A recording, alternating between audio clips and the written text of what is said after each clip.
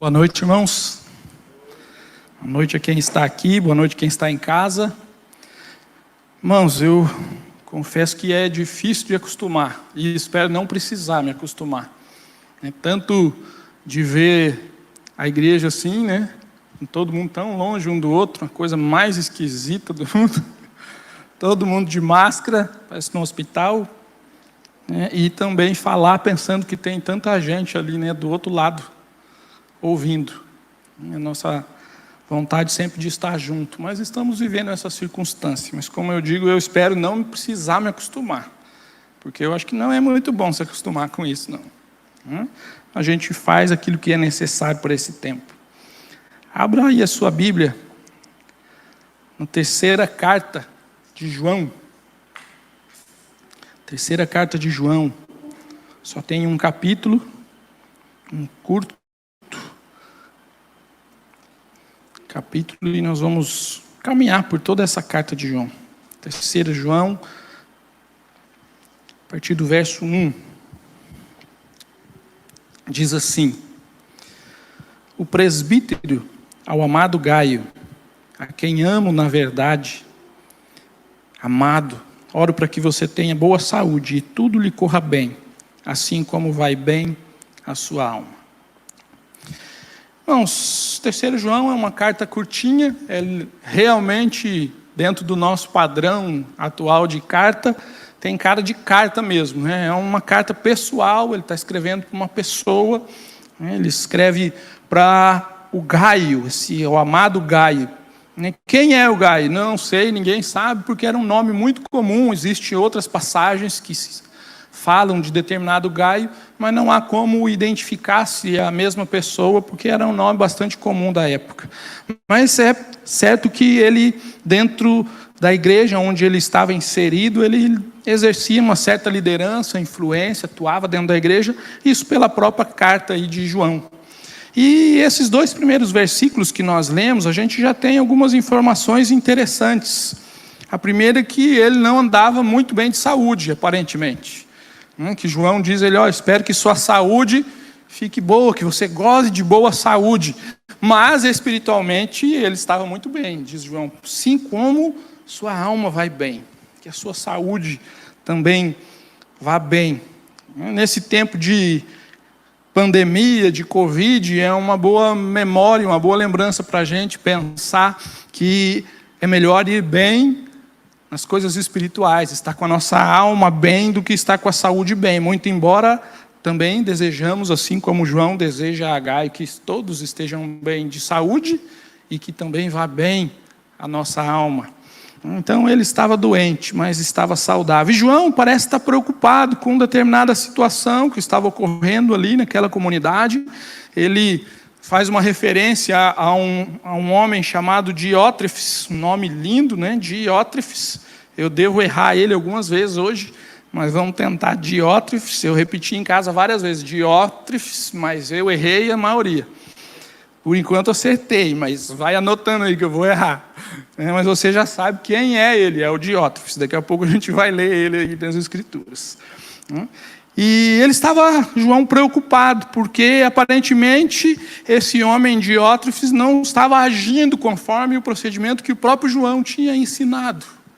Ele tinha um comportamento, tinha atitudes que não estavam sendo de acordo e do agrado de João. E João então fala com Gaio e cita também Demétrio, que são os 3 personagens que aparecem aí, para justamente incentivá-los a não ter o mesmo padrão de comportamento de Diótrefes e manter aquela forma, aquele comportamento que eles estavam tendo, permanecer naquele caminho. E João então faz como que um paralelo do testemunho desses homens, e aí eu gostaria de pensar em Gaio e Diótrefes, Gaio e Demétrio como um testemunho único. Demétrio é citado rapidamente, um elogio de João, diz que ele é um homem de um testemunho que é reconhecido pela igreja, que a própria palavra, a própria verdade testemunha dele. E ele dirige a Gaio, então, como que se fizesse o contraponto. E eu queria que a gente pensasse um pouco a respeito desse testemunho que aparece aqui para nós, aspectos desse testemunho, que vão trazer não só um testemunho daquilo que se fala, mas especialmente, porque é impossível separar as duas coisas, daquilo que se vive. E João está falando aqui com esse homem chamado Gaio, justamente do seu testemunho para incentivá-lo a permanecer naquele caminho. A caminhar, porque é impossível no reino de Deus ser alguém neutro. Ah, não, eu não dou bom testemunho, mas eu também não dou mau testemunho. Olha, quem não dá bom testemunho, dá mau testemunho, não tem jeito. O meio do termo, do caminho, não existe nas Escrituras. Né? Jesus mesmo diz, quem comigo não ajunta, espalha. Não tem jeito. Mas vai para o verso 3, fique com a Bíblia aberta, verso 3, da terceira carta de João, onde já está aberto. Diz assim, João falando a respeito de Gaio, ou para Gaio.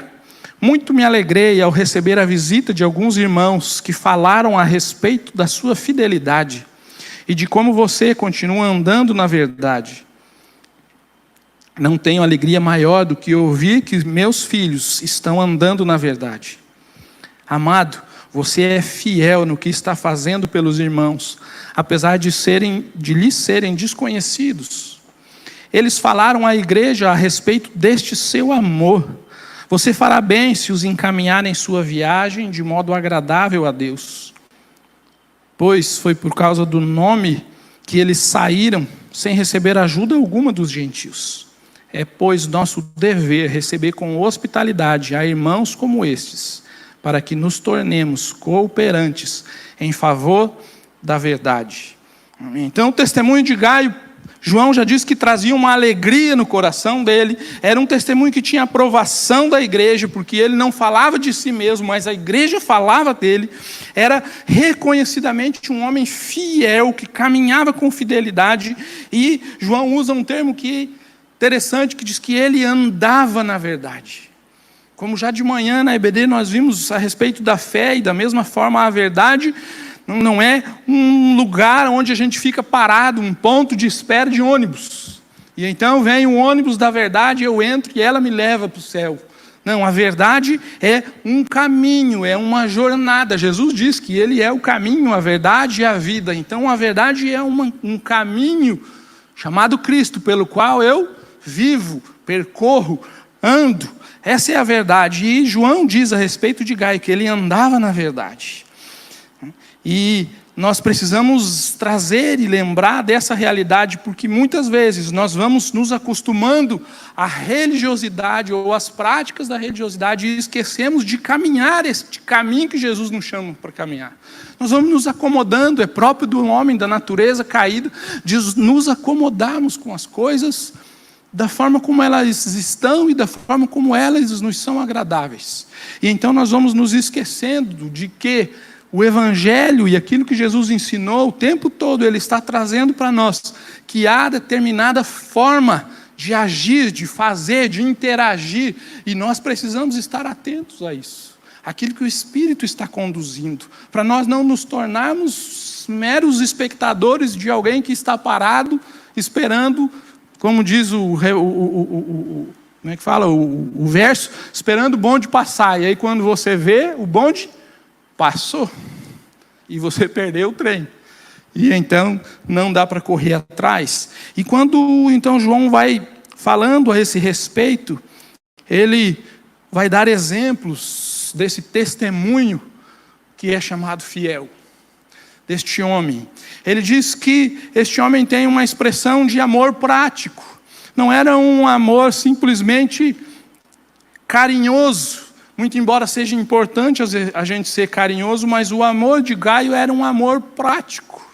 Ele agia com pessoas que ele não conhecia, ele recebia os irmãos, possivelmente missionários itinerantes que vinham e passavam por ali, eram recebidos, e ele recebia, dava casa, comida, recebia com atenção, com amor, então dava provisões a estes homens para que eles fossem até a próxima etapa. Então o amor e o testemunho deste homem envolvia essa hospitalidade, a liberalidade, alimentava. Às vezes a gente pensa que hospitalidade é só Lógico, dentro da nossa língua e desse contexto, sim, é receber em casa. Mas nós precisamos aprender a hospitalidade de receber pessoas dentro de um grupo. Receber pessoas dentro da nossa convivência. Precisamos aprender a liberalidade de auxiliar, de ajudar, de socorrer. Temos vivido esse tempo, pela graça de Deus, muitos irmãos têm exercitado essa liberalidade e muitas famílias estão sendo socorridas. Mas eu ainda creio que isso pode ser muito maior se nós, como disse lá em casa, por enquanto está muito fácil para a gente ajudar. Porque a gente dá do que tem. E muitas vezes do que sobra a gente não precisou tirar do que a gente tem para ajudar o outro. Mas eu entendo que a liberalidade muitas vezes vai aparecer quando você começa a diminuir aquilo que você tem à sua disposição para abençoar outro. A ter a hospitalidade de receber, de convidar, de conviver. Graças a Deus que nós estamos aqui, que vocês estão aqui, que eu estou aqui, por aqueles que estão em casa. Mas será que esse não é um bom momento de nós pensarmos? Nós não podemos nos visitar. Não podemos. Não é recomendável. Ninguém está visitando ninguém, ou com muita raridade. Mas você está sentindo falta?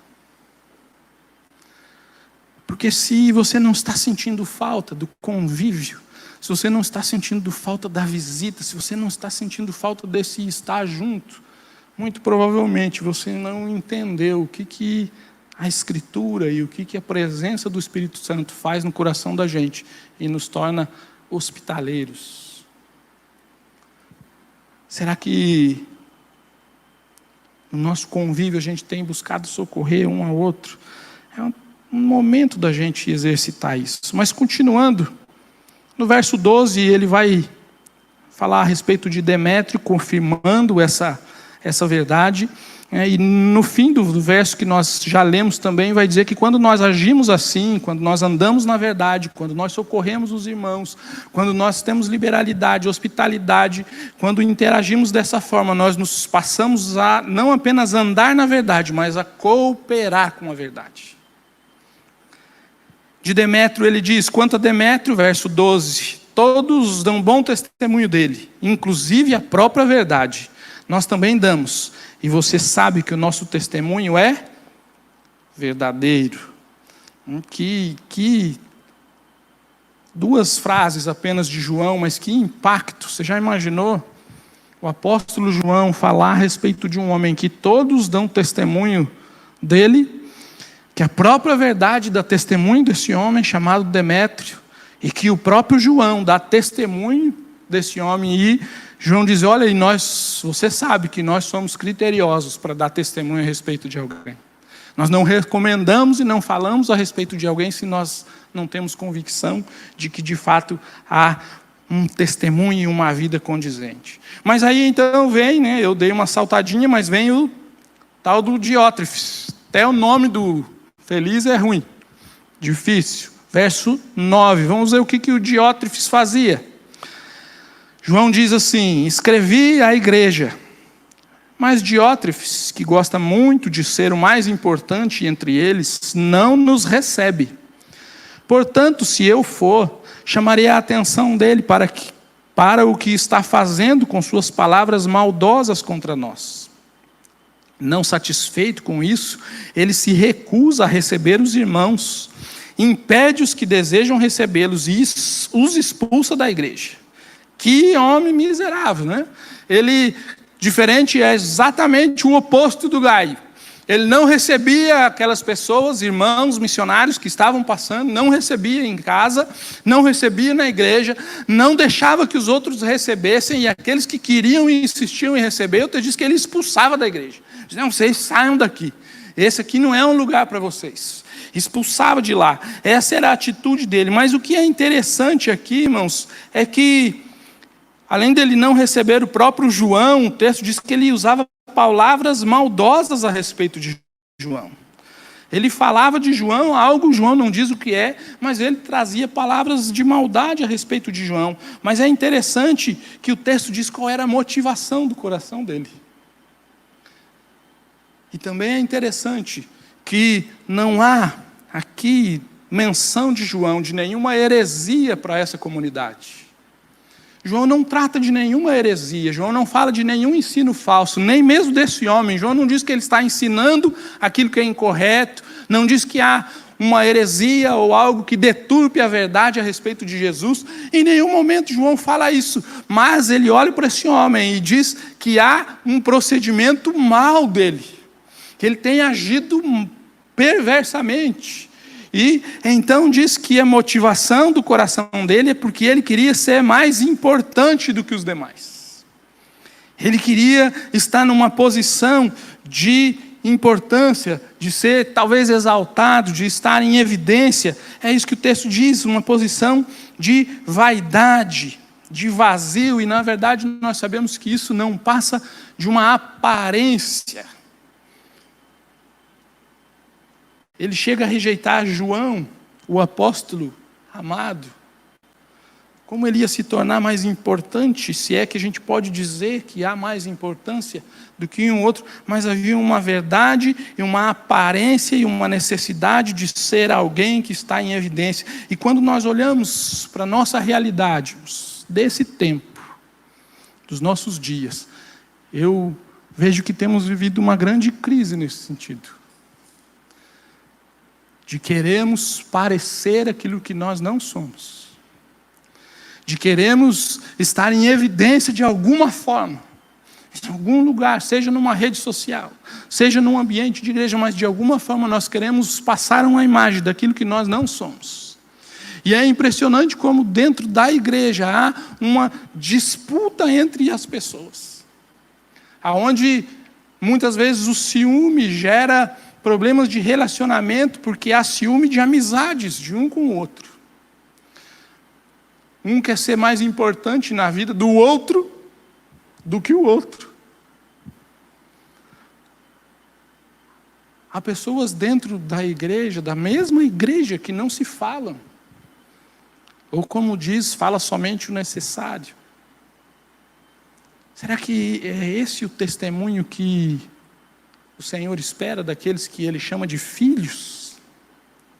Quando a gente olha para a realidade das mídias sociais, a gente vai ver o coração da nossa geração, esta geração. Se há um lugar onde as pessoas são o que elas não são, é na mídia social. Ninguém é gordo, já viu? Difícil achar gordo, todo mundo é magro, só tira foto. Fica magro, está sempre arrumadinho, todo mundo viaja, todo mundo é descolado, todo mundo é legal, é divertido, todo mundo tem uma vida boa, todo mundo se ama, os casamentos nas redes sociais são maravilhosos.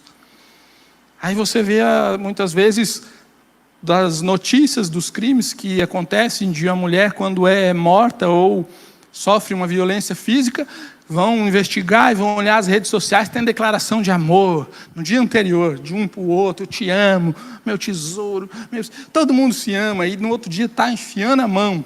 Mas essa não é a realidade que a gente vive. Aqui todo mundo vive bem, ninguém disfarça. Será? Na mídia social a gente vive o que na psicologia se chama de alter ego. É um outro eu. Eu sou a minha identidade secreta. Na rede social é quem eu sou de verdade. É quem eu gostaria de ser. Mas não sou. Então ali eu mostro. E se há um lugar onde as pessoas se ofendem, se arrebentam, se matam, é na rede social.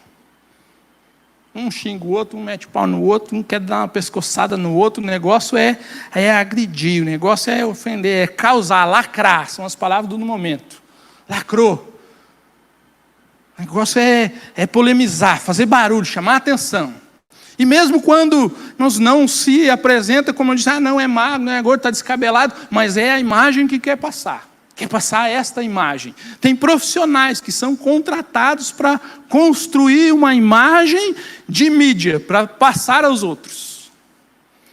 Trabalham só com isso. O que você quer passar? Qual é a mensagem que você quer passar? O que você quer dar para os teus fãs? As pessoas têm 100 seguidores na rede social, acho que tem fã. Mas aí talvez você pense, pastor, eu estou livre disso. Quase não vejo rede social, não tenho esse hábito, não ligo muito, ou uso muito pouco, uso só como um instrumento. E eu não estou dizendo que o problema é a rede social, o problema é como a gente usa a rede social. A igreja tem Instagram, tem Facebook, tem site. É como nós usamos aquilo que nós transformamos. Mas, irmãos, essa realidade de parecer, de querer ser importante, demonstrar alguma importância, não é nova. A rede social só veio facilitar aquilo que está no coração do homem. Porque lá no tempo de Jesus já tinha uma turminha chamada de fariseu. Que o que eles gostavam de fazer? De ir para as praças, estufar o pulmão e orar em voz alta, para todo mundo ver. Para serem vistos. O que eles gostavam de fazer ao dar esmolas? Só faltava tocar uma trombeta, para que todo mundo visse ele dar esmolas, praticar atos de justiça. Era uma aparência, mas de um coração enganoso, mentiroso. Jesus diz que eles eram sepulcros caiados, cheios de morte por dentro, mas arrumadinho. Não é novo. E como é que isso apresenta na nossa realidade? Mas muita gente vive o inverso. Eu digo que é o Instagram da vida real. Ele não vai para a rede social, ele é uma rede social ambulante. Porque vem para a igreja e na igreja é o santo. Na igreja é perfeito. Na igreja o casamento vai bem. Na igreja as coisas não são difíceis. Na igreja é um santo. Ora, jejua, chora, mas quando sai do ambiente onde é visto, aí aparece o verdadeiro eu. Quando está entre nós, muitas vezes, é o seu alter ego que está aqui. É quem ele gostaria de ser e quem ele gostaria que nós o reconhecêssemos. Mas quando ele está fora dos olhos, é quem ele verdadeiramente é. E quem você é, quando você está distante dos olhos das pessoas. Ou quando você está em grupos diferentes. Muitas vezes nós temos como que fantasias, dependendo do grupo onde nós estamos. Nós vestimos a fantasia do crente para vir para a igreja. Não a roupa. A fantasia do linguajar, a fantasia da expressão facial, a fantasia de ser quem eu não sou, a fantasia de me mostrar de uma maneira que eu não sou. Mas aí nós vamos num ambiente de trabalho, e aí já é outra roupagem. Lá a linguagem já é um pouco mais maliciosa, pervertida. Eu já não ligo tanto de usar determinados palavrões, de falar a respeito de promiscuidades, de ouvir, de rir. Ali eu já sou outra pessoa. Ou eu vou para uma faculdade, lá já é outra pessoa. Ou eu vou num churrasco com um determinado grupo de amigos que não é da igreja, já é outro comportamento, é uma esquizofrenia. E isso tem sido cada vez mais frequente no nosso meio. Uma perda de identidade. E isso nada mais é do que a idolatria de si mesmo, como o Diótrefes, que queria ser mais importante. E nós queremos. Será que você não tem vivido dessa forma, e essa é a forma como Satanás se apresenta? Diz essa escritura que ele chega ao ponto de se tornar ou de se parecer com um anjo de luz.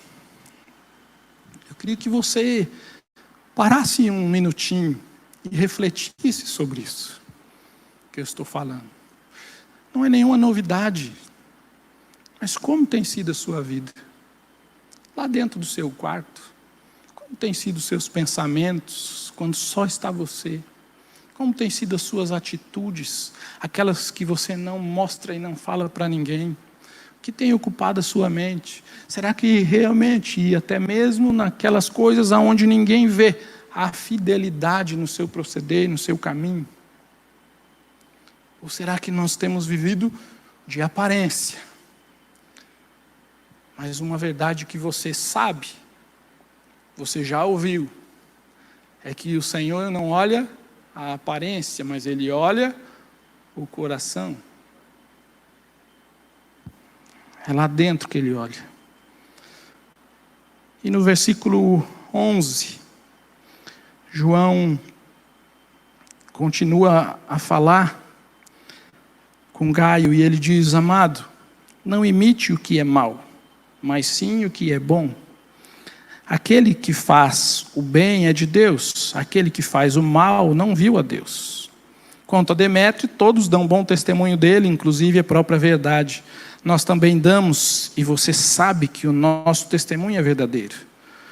Tenho muito a lhe escrever, mas não desejo fazê-lo agora com pena e tinta. Espero fazê-lo em breve, e então conversaremos face a face. A paz seja com você.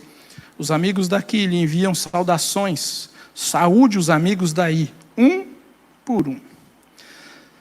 Primeiro item interessante aí desses últimos versos de João é que ele diz para não imitar aquela atitude do Diótrefes, não fazer e ter o mesmo procedimento dele.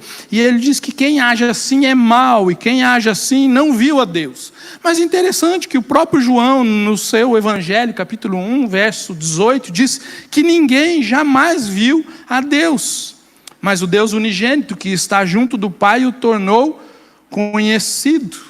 O que João está dizendo aí é que aquele que procede assim, age com maldade, e quando age com maldade, revela a verdade do seu interior de que ele nunca teve o conhecimento da verdade por meio da revelação de Cristo. Ele pode saber o nome de Jesus, ele pode falar a respeito de Jesus Cristo, ele pode falar a respeito de Deus, mas ele não tem um relacionamento como de quem vê, de quem viu e de quem conhece. É algo superficial e que não é verdadeiro, que não encontra uma aceitação naquilo que Deus revela. E então ele continua e ele volta a falar de Gaio, e ele diz algumas coisas interessantes que eu queria que nós pensássemos, especialmente também nesse tempo que a gente vive. Ele vai dizer que nem todas as coisas dá para se falar por carta. Não é que ele te diz ao final, ele diz: olha, eu tenho um monte de coisa para falar contigo, mas eu não quero usar de pena, de tinta, de papel e caneta. Se fosse hoje, não quero usar de teclado e tela, sei lá. Mas eu quero ir pessoalmente falar com você. Face a face, eu quero olhar nos teus olhos. Eu quero estar diante de você. Inclusive, lembre-se que eu tenho os amigos que estão aqui, estão saudando os que estão aí. E eu quero que você saúde um por um. Particularmente, não algo genérico, mas particularmente. Irmãos, e o que isso tudo nos ensina?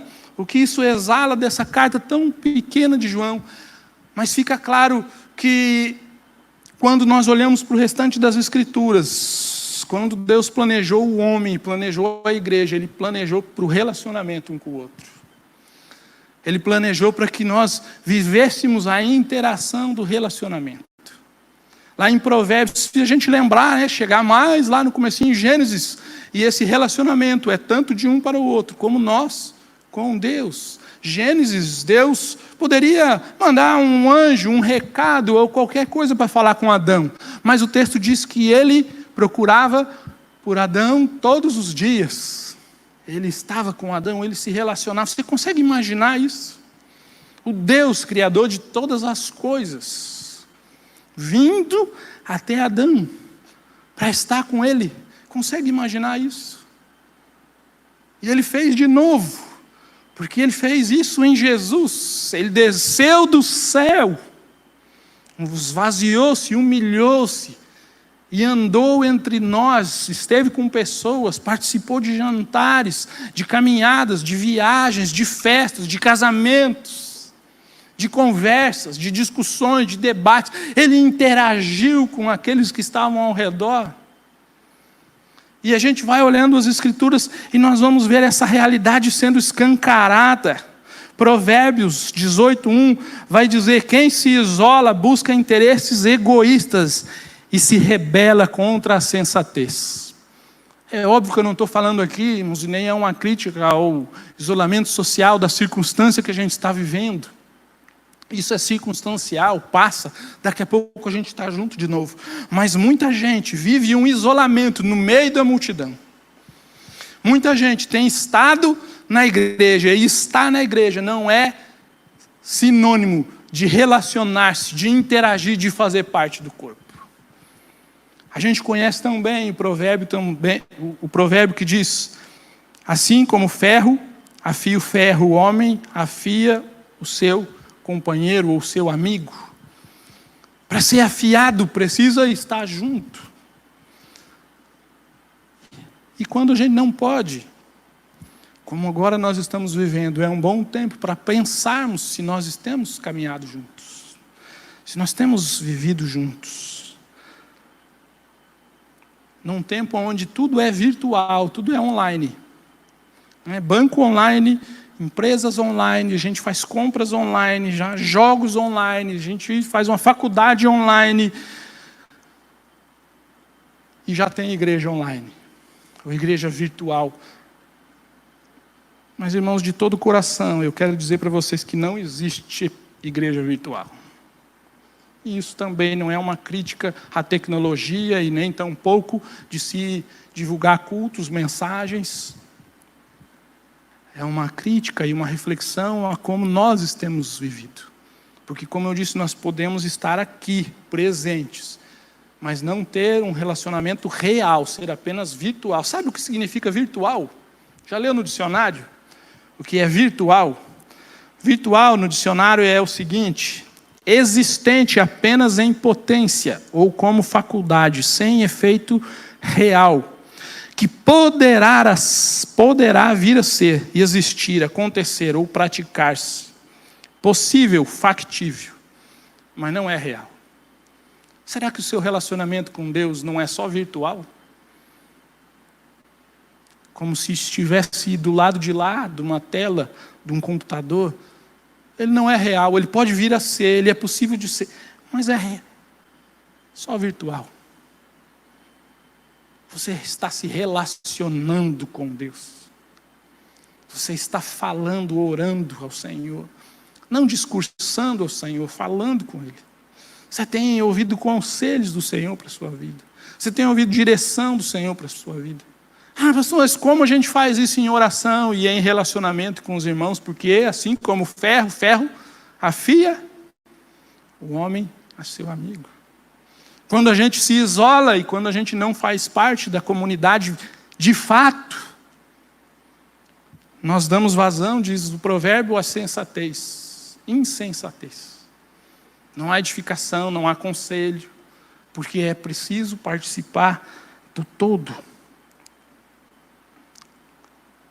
Então, um filme que eu revi recentemente, um clássico, chamado Demolidor. Não sei quem já viu, com Sylvester Stallone. Um clássico, né, Alice? Mas é interessante esse filme porque ele mostra um futuro não tão distante, de acordo com o filme, de 50 anos aproximadamente à frente. E esse filme mostra que o mundo passou por uma catástrofe. Se eu não me engano, uma catástrofe movida por um vírus. E então, depois dessa catástrofe, criou-se uma nova sociedade, uma sociedade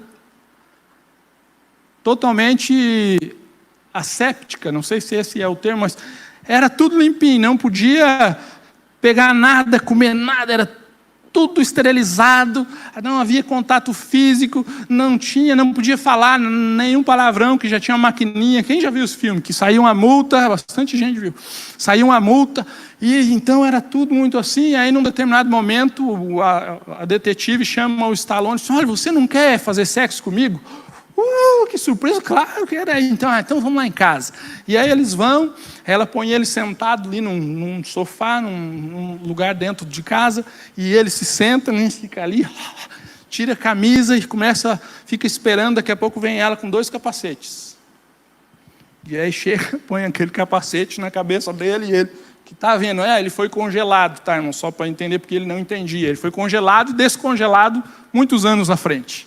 Então ele não estava entendendo nada. E aí, põe aquele capacete, e ele senta, e ela põe o capacete, e ele: o que é isso? Nós vamos fazer sexo. E aí começa, virtualmente, as coisas acontecendo lá por meio daquele capacete. E ele fica doido, arranca o capacete, não consegue. exemplo meio doido, mas às vezes não é assim que a gente está agindo, vivendo, se relacionando com Deus, de maneira virtual, como se pusesse um capacete, como se, ao abrir a Escritura e fazer somente uma leitura, sem meditação, reflexão, sem busca no interior do Espírito, se é que a gente faz isso, será que não é só virtual? Como você tem vivido? Um testemunho, um relacionamento real ou virtual? Enganoso. Engana quem está ao redor e muitas vezes engana nós mesmos. 1 Coríntios 14, 26 vai nos ensinar um pouquinho mais a respeito desse relacionamento. E eu vou terminar nesse texto. Tinha mais alguns para frente, mas eu vou terminar nesse. Acho que está projetado ali. Porque tem a ver com esse relacionamento. Portanto, que diremos, irmãos? Quando vocês se reúnem, cada um de vocês tem um salmo, ou uma palavra de instrução, uma revelação, uma palavra em língua ou uma interpretação. Tudo seja feito para a edificação da igreja.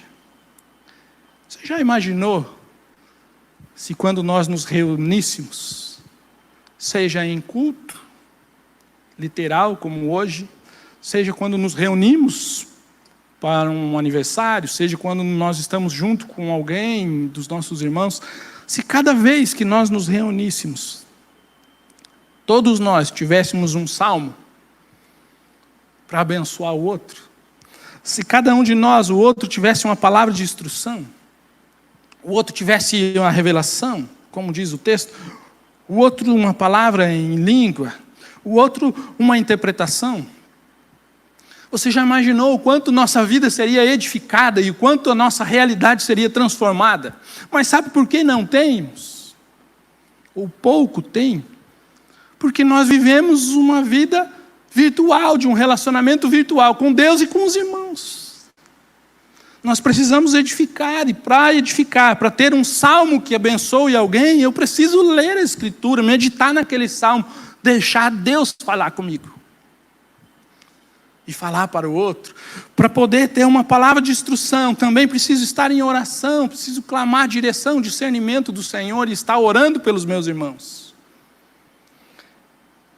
Para ter uma revelação, eu preciso buscar do Senhor o poder dos dons e dos dons que Ele derramou sobre as nossas vidas. E por aí vai. E quando nós vemos que o nosso relacionamento, ou os nossos relacionamentos, como dizem, verticais um com o outro, quando eles se tornam rasos e superficiais, é um sinal de que o nosso relacionamento com Deus também é superficial.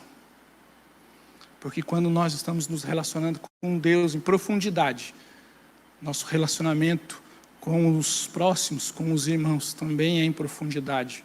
Porque nós vamos ter salmos, nós vamos ter edificação, nós vamos ter palavra de instrução, nós vamos ter revelação, nós vamos ter línguas, nós vamos ter aquilo que constrói o corpo de Cristo.